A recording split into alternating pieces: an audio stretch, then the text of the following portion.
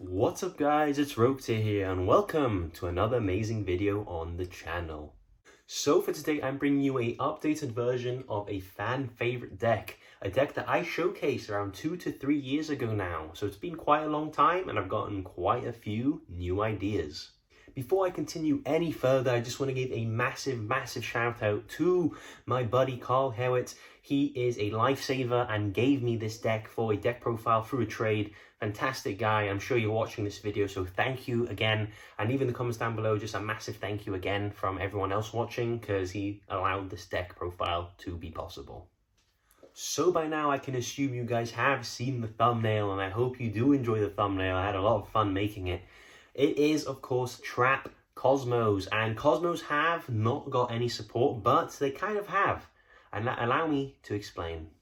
So with the release of the brand new set Phantom Nightmare, Psychics got a big support in terms of 2 cards, and those 2 cards have allowed not only the OTK version of Cosmos to go and win a YCS, I know they actually won a YCS in Brazil. They also allowed the Trap version of Cosmos to see a massive boost, and along with new traps that have gone under the radar, which you will see in the deck profile, I think Trap Cosmos are in a comfortable place this format to at least compete as a roguish deck. And of course, as Roketeer, I felt it was my duty to you guys to show you this profile. Of course, if Konami do want to drop any Cosmos supports, I am all for it, but until then, I hope you guys enjoy this deck profile, and may the Force be with you. So starting off with the main deck, we have 45 cards. I tried getting it as close to 40 as possible. There's just a lot of cards that we do need to play. So we're starting off with the heart and soul of the deck, Cosmo Dark Destroyer. If you are playing Cosmos, it's because of this card in particular. If you don't know what it does, if you're new to Cosmos, when he is normal or special summoned, you target one monster in the field, destroy it. He himself cannot be targeted by opponent's card effects. He can be targeted by your own, which is really important. And this is sort of why we've built the deck in the way we have. We're going to be blowing up cards. We're going to be destroying him with our own card effects, because that triggers his second effect, which is when he's destroyed by battle or card effect and sent to the graveyard, banish this card from the graveyard and special summon a level 7 or lower Cosmo monster from your deck. So just explaining this card, you can sort of see the premise of our win condition. It is going to be summon Dark Destroyer to our field, pop cards, destroy himself with our traps to gain advantage, summon things out the deck, and then constantly loop Dark Destroyers either from the graveyard or banish pile with our traps to continuously get those pops and continue going +1. None of this card is once per turn, because it was made in an era where once per turns, weren't really that slapped onto things. So really grateful for that, Konami, thank you. And yeah, insane card and the main win condition of the deck.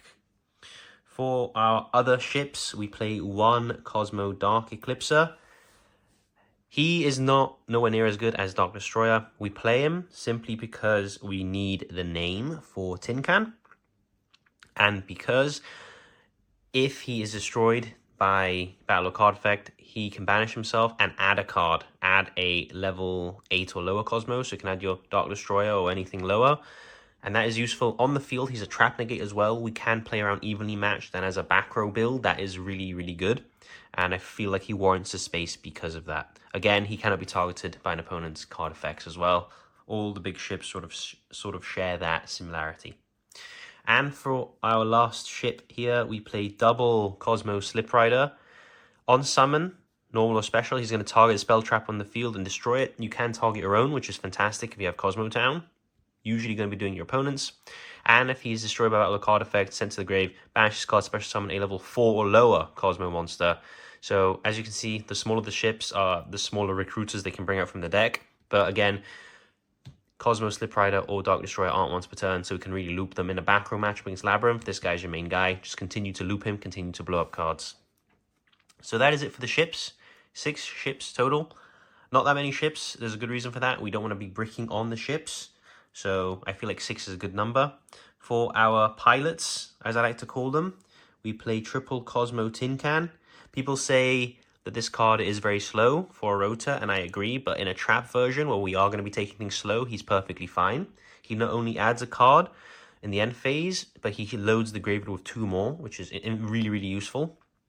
It's a shame you can't pick and that it has to be random, but that's okay, because usually no matter which one you get, there's ways to get the other ones anyway. So Tin Can, absolutely fantastic card. Also, all the pilots share the effect that during either player's turn, because this is before quick effects, simplified card text said quick effect, so during either player's turn is still a quick effect. Banish this card, special summon a level 2 or higher Cosmo monster from your hand. So you can special all your ships that way during your opponent's turn, and you're going to be getting their effects. So really, really cool. Again, very important. He's a psychic as well, so that means emergency teleport is free game with this man. For our best pilot, I like to think it is double Cosmo Dark Lady. She's the main target of your Dark Destroyer, because what we're going to do is we're going to summon Dark Destroyer during our opponent's turn. We're going to blow up a card. We're going to blow up our own Dark Destroyer with one of our traps. We are then going to banish the Dark Destroyer to bring out Dark Lady, and Dark Lady is quick effect. So this one does have quick effect, but this one came out in Ghost from the Past. I'm not sure if the original version says quick effect. It might say during either player's turn. You can banish this card, special summon a level 6 or higher Cosmo monster from your hand, so it can tag out into a big ship. But most importantly, you can pay 1,000 life points when another monster effect is activated, negate the activation, and destroy that monster. Really, really cool. And it's not a hard once per turn, it's a once per copy. So if you have 2 Dark Ladies, you have 2 monster negate and destroys, which is really, really cool. And for our last pilots, we have 1 Farm Girl and 1 Straw Man. In the OTK variant, Farm Girl is probably a 3 of, but in this variant it's a 1 of, just to help enable OTKs. And Straw Man is there for the grind game as well, so I'm going to go over their effects individually. Farm Girl, again, has the tag out effect, but also when it inflicts battle damage, but we can do it by attacking directly with another card we play.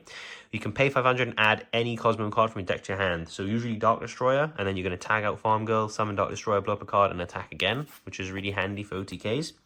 And then we have the Straw Man, again has a tag out effect, but also pay 500 life points, target one of your banished Cosmo monsters, special summon it, its effects are negated.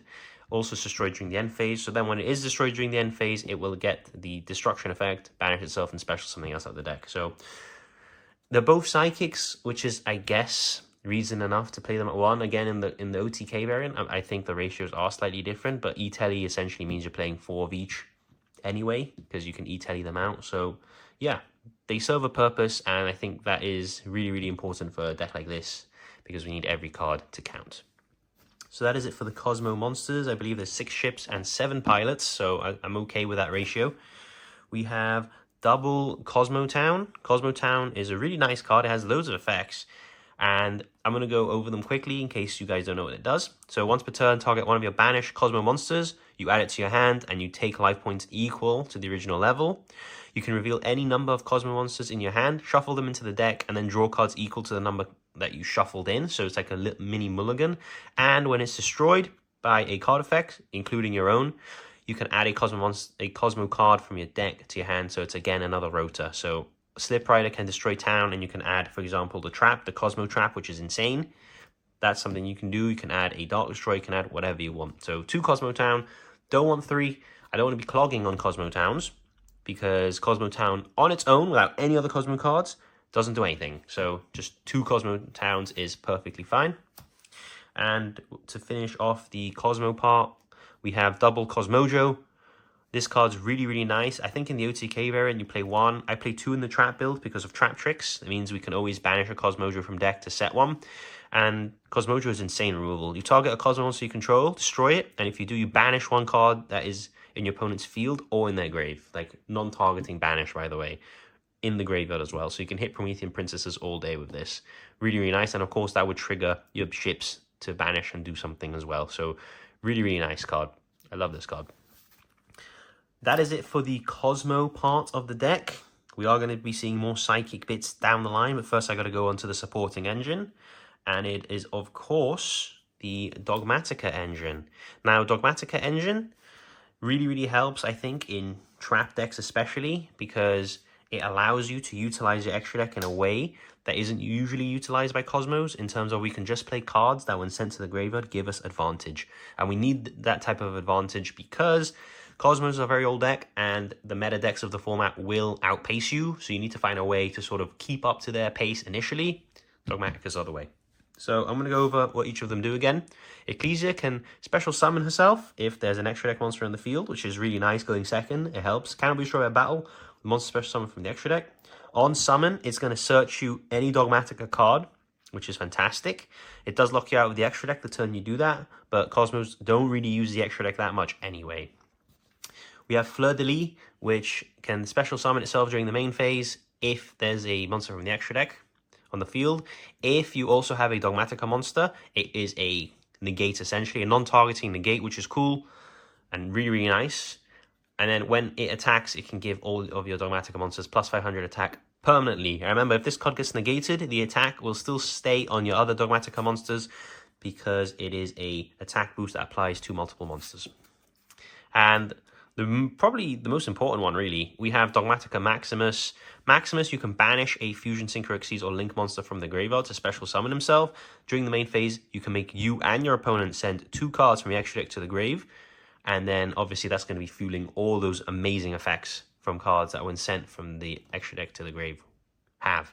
Be careful, though, on the opponent that you are playing. If you're playing, for example, against Branded, don't do Maximus. That is not a good idea. If you're playing against Voiceless Voice, don't do Maximus. That's not a good idea. You're going to find out, very, very quickly why that wasn't a good idea. But against most other decks, so against Snake Eyes, against other meta variants, Maximus is pretty free. And you may be wondering how we're going to get cards into the graveyard from the extra deck to summon Maximus. That is where triple Nadir's Servant comes in. This card is basically like Sky Striker's Engage, but better almost, because we're going to do Nadir's Servant, dump a card, add Ecclesia. We're going to get the effects of whatever we sent to the graveyard, and then we're going to summon Ecclesia, search Maximus, Maximus banish that card from the extra deck, Maximus send 2, gain more advantage. Obviously, we're locked out the extra deck, but as I said, Cosmos don't really rely on the extra deck too much anyway, so we can grind very effectively with just our main deck. And then rounding off the Dogmatica cards, I like to play the 1 Punishment because it is a 2-for-1, and 2-for-1s are really, really nice in a deck like Cosmos. So usually the play is we Nadir's Servant, we send the Titaniclad, the Ash Dragon, search for our Ecclesia, normal Ecclesia, search Punishment. You don't search for the Fleur de Lis in this scenario, and then you can set Punishment and in the end phase add your Fleur de Lis off the Ash Dragon effect. So that's a way of getting more cards to your hand. Usually you're going to be adding Maximus, but in the case you already have Maximus, that is a cool play, which gives you an extra card over the normal variants that don't play Punishment. So that is it for the Dogmatica side of the deck. Let's continue now to the generic Psychic goods. So these are brand new cards that came out in in Phantom Nightmare, excuse me. And these cards are like Cosmo custom cards. They're absolutely insane. So we have Psychic Processor. This card's really nice. What you do is you can banish this card that you control, special summon up to 2 Machine Psychic on our Cybers. So for us, it will always be Psychic or Machines from your hand, and they can attack directly. So I think in the OTK variant, that is why you play more. You'll probably play 3 of this and like more Farm Girls, because you can banish this, summon Farm Girls, and they can attack directly and trigger their effects. And also during the standby phase, after this card was banished, it adds itself back to the hand. And that's like infinite resources there. You can banish it, do your thing, comes back to your hand. You can Allure of Darkness, which we play, banish this, draw 2 cards, and then standby comes back. If we have more allures, we get to do that in following turns as well. So absolutely insane, and I really, really like this card. A Psychic as well, which comes up because we have triple E-Telly. Now, this card really helps with consistency. Usually E-Telly for Tin Can or E-Telly for Psychic Processor is pretty good. And, it's at 3 now. It's been at 3 for a while. Obviously, this card has been all over the ban list. I'm not sure if it's ever been banned, maybe, but it's also been at 1, at 2, and at 3. Happy that it's at 3, and Cosmos get to feel the full effects of triple E-Telly. Sort of been mentioned already, triple Allure of Darkness. This has good synergy with the deck because of Psychic Processor and because of Cosmo Town. So if we have a Dark Destroyer in our hand, we can Allure of Darkness, banish the Dark Destroyer, draw 2 cards, and if we have Cosmo Town, we activate Cosmo Town and grab back Dark Destroyer to our hand anyway. So really, really free in that scenario. There's not many darks in this deck, I know what you're thinking, but with Psychic Processor adding itself back from the, during the standby phase back to your hand every turn, we can sort of afford to play triple Allure in that sense, and we can always just banish Dark Destroyers or the other Dark Eclipse or the Lady as well. They're all darks. For another custom card coming out of Phantom Nightmare, we have double Psychic Arsenal. This card should just be a Cosmo card, I'm not going to lie. It's really insane. What you do is you target a Psychic monster you control, pay life points equal to its level. So you can target Tin Can, you can target Straw Man, Farm Girl. Psychic Processor is the best one as well because it's dark. And what you're going to do is you're going to add a machine monster with the same attribute, but a higher level from your deck to your hand. So Psychic Processor turns into Dark Destroyer. Tin Can, Farm Girl, and Straw Man all turn into Slip Rider, which is fantastic. And then obviously the Lady can also turn into a Dark Destroyer, which is the best case scenario because you have the negate and then she can tag out to summon Dark Destroyer. And if this card wasn't insane enough, you can banish it the next turn from the graveyard. And what it's going to do is it's going to target a banished Psychic and machine monster. You place one of them bottom of the deck and the other you add to your hand. So it gives you grind game as well. This card is really, really good. Why am I not playing 3?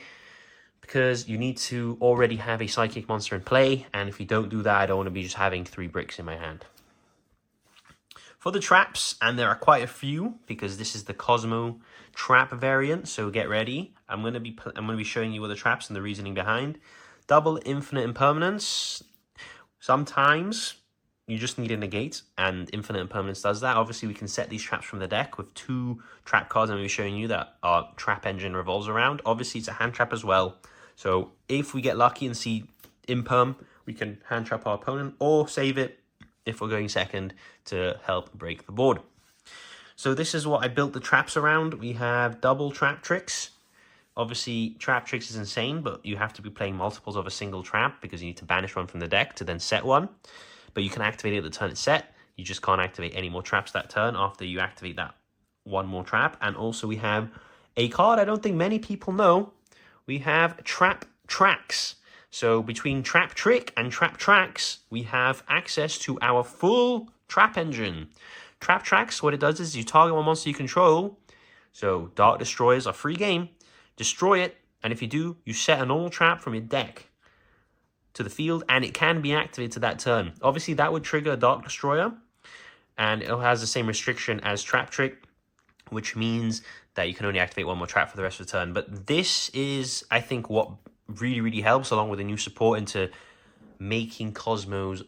Viable is a strong word. Playable is a more suitable word. So I'm going to say playable because Trap Tracks plus a Dark Destroyer on the field is like 3 interruptions already. So we're going to summon Dark Destroyer to your opponent's turn. We're going to pop a card. We're going to Trap Tracks, destroy it, set a trap, and then trigger Dark Destroyer, summon the Witch, which is a negate as well, and a tag out. And Trap Tracks is going to be setting us a specific trap called Storm Dragon's Return that's going to summon our Dark Destroyer from the banish pile to the field for another pop. So I feel this card was a very nice addition to this deck, and it's gone under the radar.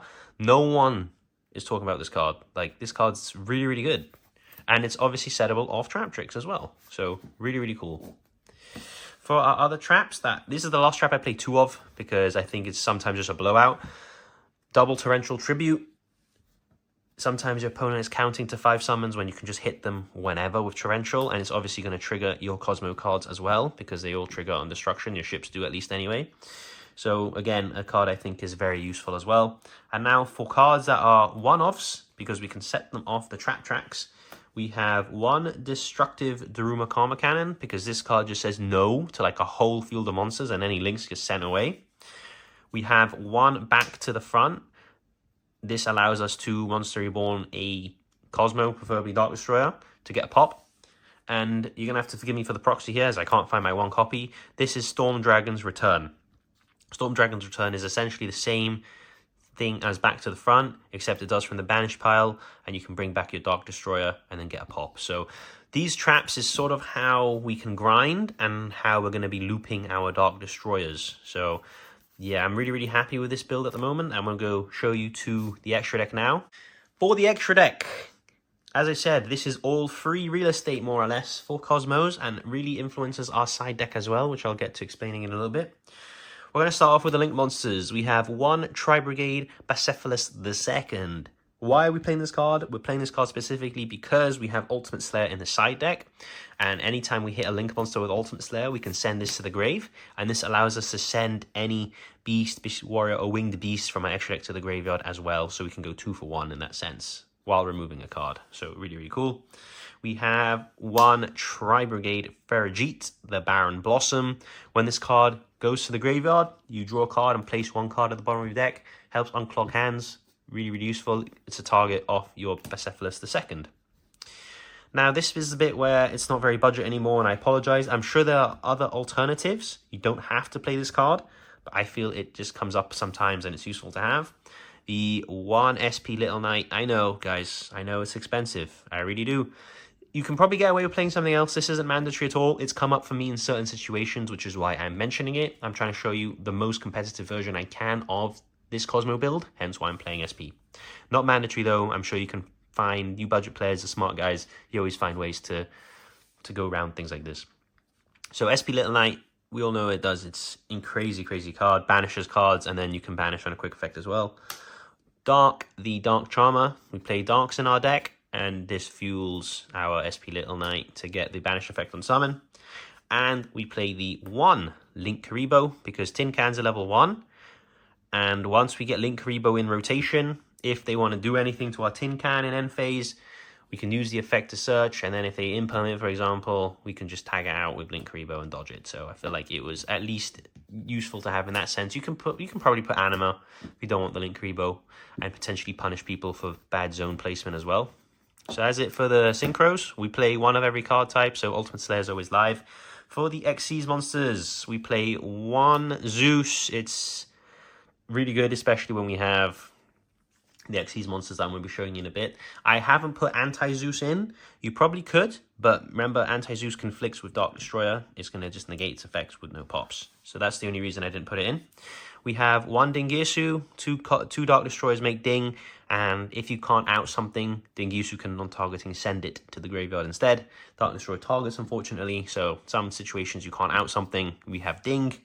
We also have the package of Cyber Dragon Nova, because Slip Rider is a level 5 machine, so 2 of them make Nova, make Infinity, Infinity negates, it eats cards, it can get huge for like a 3 send Zeus. It's happened before, it's really nice, but usually primarily for the negates. For the fusions, I've mentioned it before, Titanic Lad, the Ash Dragon, really good card. Usually you're like generic send off Nadir's Servant, so you can grab the Fleur de Lis in the end phase for a negate. We have the Garura. Again, when it goes to the graveyard, it draws us a card. Also, we play Super Poly in the side. Fantastic Super Poly target. Really good. Alongside the Mud Dragon. We play Mud Dragon specifically for the Super Poly, but between these two, you have pretty good coverage. You can hit a lot of decks, so we play Super Poly, Ultimate Slayer on the side. I'm not going to be showing the side because it's personal preference, but it's, you know, cards that are going to help us going second. We don't want to open a handful of traps going second. That's not going to help us at all. So post side, we transition more to a OTK Cosmos style play. And if you guys comment for it, I will, you know, show you guys that OTK version of Cosmos. And we obviously play the 1 Elder Entity Entis, can send off Nadir's Servant, can send off Dogmatika Punishment to pop a card. So Dogmatika Punishment sends this card, you can pop 2 cards, 1 of Punishment and 1 of the Entis, which is pretty nice. And for the Synchros, to make sure we hit everything, 1 Omega. I think this is probably one of the weaker cards. We usually send this because onto the graveyard, it can shuffle something from our opponent's graveyard back into their deck, so like Promethean Princess can go away. And we have the 1 Golden Cloud Beast Malong. When this is sent to the graveyard, you can target 1 face-up card your opponent controls and return it to the hand. It's a compulsory evacuation device. So that is how we're getting use of our extra deck with the Dogmatika stuff. There is some utility. As I said, Cosmos can make some things. You can make the Nova into Infinity. You can make the Ding. You can make the SP and Dark plays. But mostly it's to fuel your Dogmatika engine. And that's pretty much the build, guys. I hope you guys did enjoy this take, at least, of Cosmos. I have really enjoyed Cosmos in the past. I did a deck profile, I think, like 2-3 years ago now. So I thought it was time for the update. And yeah, I hope I didn't disappoint with the update. And if you guys want to see an OTK version, please do let me know.